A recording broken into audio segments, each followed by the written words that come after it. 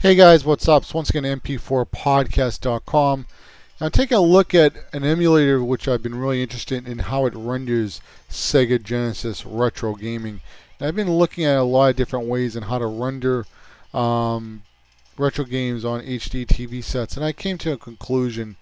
Emulators really are the best way to play retro gaming on HD TV set. Now, this really isn't a discussion of, is it better than the original hardware or so on. This is just about displaying on an HD television set up to 720p or 1080i or 1080p. I'm going to go into the menus. I'm going into video mode. And as you can see, I have a filter here. I'm going to turn this filter quickly off. And that's not the one, but there's another filter. I want to go to normal. And as you can see right now, it is very pixelated. So to get rid of some of that pixelation, I go down to filter. Now it's a little blurred out, and that's because I don't have the second filter on. So let me go into the menu. Now you're probably not going to be able to see this on screen, but I have some rendering filters, and I'm going to go down to Scale 3 Andrea Mazzolier, I guess, and Scale 3X. Now this is going to bring back the color that the other filter wasn't able. So I'm running two filters. Now I got the color and I got the nice rendering too. So it's a little bit of both worlds. It actually looks beautiful. So if you're into retro gaming, I really feel that an emulator and an HDMI out on your computer is actually going to be the best looking way to play retro gaming. Sadly, you're not going to be able to play on the original hardware. I know that's going to be a bummer for some people. Now, you actually do understand that. I mean, I know there's a lot of people who want to play with the original controller. It has a certain feel. Some people have stated that emulators sometimes they flicker when they shouldn't. However, I'm not that picky. I don't even notice it when they do make those mistakes. So I'm just going to take those other gamers at their word for it. I know I was watching Classic Game Room, and he said there was some flickering in Ultra Beast when you got to the first boss, and it didn't even bother me. Now, I heard that there are sometimes flickering during other games, maybe, where people have said, but I kind of just feel that, if you don't know about it, it's not there. So I don't know about these things, so it just doesn't bother me. I know there's people who can dissect every single scene from a Star Wars movie or a Matrix movie or an Indiana Jones movie.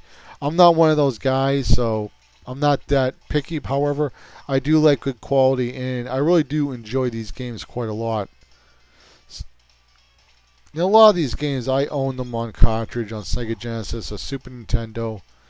So, I mean, you should own the game, the original copy, if you want to download a ROM. I kind of wish that these companies who are making these clone consoles would put component outputs on them or HDMI outputs. And some of the problems about that might actually be coming from the old original design, that maybe the boards that they're using have to have a really huge redesign just to get some component or HDMI output on those, which is kind of sad. Now the only consoles that I know that can do you can get a component or RGB output. I mean component or HDMI output are the Sega consoles. I believe that's Master System, Sega Genesis, Sega Saturn. I know you can get 720p out of the Dreamcast with some boxes, which do look pretty good. But to get the an HDMI or component on the Genesis, you have to get a SCART connection, which in SCART is a European connection, and it's kind of like, I guess it's kind of like a component output already, and even the American Genesis consoles have that. And just for anybody who's in Europe watching this, Genesis is the Meg Drive. It's Meg Drive in Japan and Europe. Over here, it was Genesis. And so you get the SCART. You have to get a SCART European PAL cable, and the PAL doesn't make any difference. It's just wires. And you connect that to a box, and that box will either output HDMI component, or you can probably get like that other. I can't remember the name of it. There was another box from Japan. They're like $500-600, and they'll do like HDMI or component. There are some cheaper boxes that will do either one. Now, in my opinion, some people will say, they want it pixelated. They just want the RGB. And I saw one guy, he likes that. He likes the component. Some other guy said, his HDMI was best. I kind of feel it's a personal choice on which you like best. Me personally, I wasn't too happy with either one of them.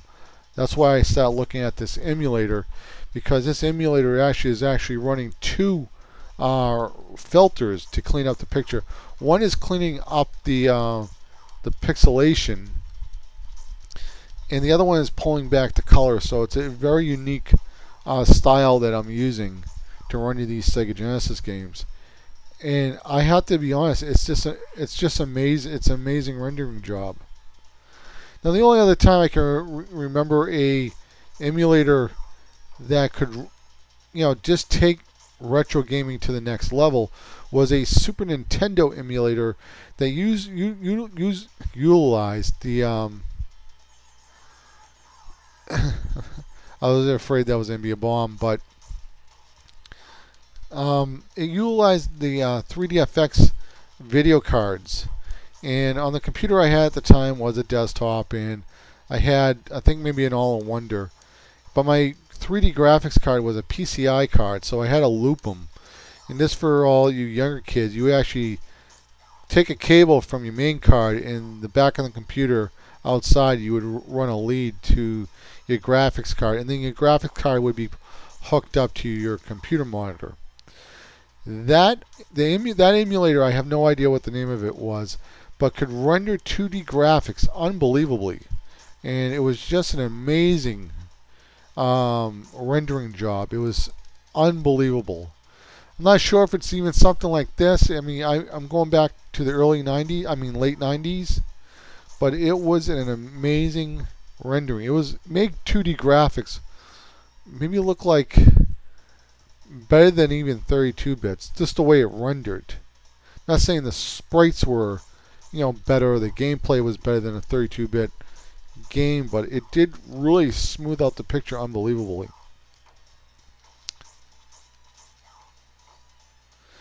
So, yeah, if you're looking to play retro games, I highly recommend a computer. You could probably get like a little shuttle computer. You get it with a PCI out or HDMI out, or if you have a laptop that has HDMI. I got two laptops that have HDMI output. Get one of these laptops, run an HDMI cable to your big TV set, get an Xbox 360 controller. You could probably even use an on live controller. That's the that streaming video games internet service, and I actually heard their controller is actually pretty good. So you can use any controller pretty much. I'm using just the good old wired Xbox 360 controller. It works fine. What I also like about emulations is I actually like the analog stick on the Xbox 360 more than the D-pad, I think, now. So it's hard to maybe go back to a D-pad, because I'm not sure if I want to go back to a D-pad. I mean, there will be certain games that are very, I want to say are very, you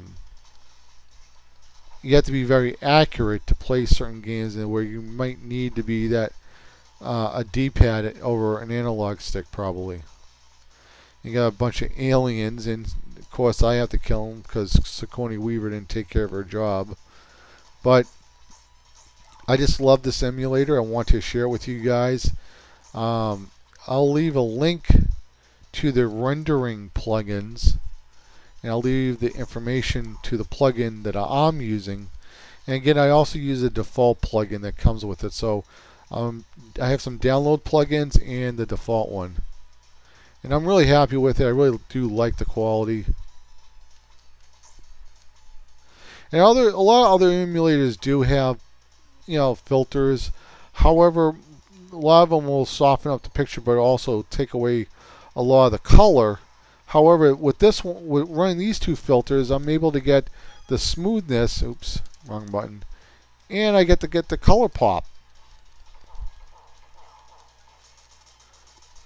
So it's a little bit of both worlds. And these emulators are really good. They'll run Sega Genesis, Master System games, 32X games, Sega CD. So pretty much whatever it is, it will run it. Now there are 3 main emulators for Genesis, and they all pretty much all run this 32X, the Sega CD, and all that stuff. So if you ever have problems running one, you could always try another one. But this is my go-to emulator, Fusion 3.6. Oops. And I'm just going to beat this boss. So let me know in the comments what you think about the colors, how it looks. I just don't want to deal with retro consoles on HD televisions. I just don't think they can hold up. I mean, they just don't do it for me. I mean, don't get me wrong. There are some emulators that don't run original hardware that well, and they are, somewhat buggy, but there are a lot of other emulators that do actually run the original hardware, if not as good, but sometimes even better, such as Fusion 3.6. So anyway, guys, this has been MP4podcast.com signing out. You guys take care. Later, guys. Bye.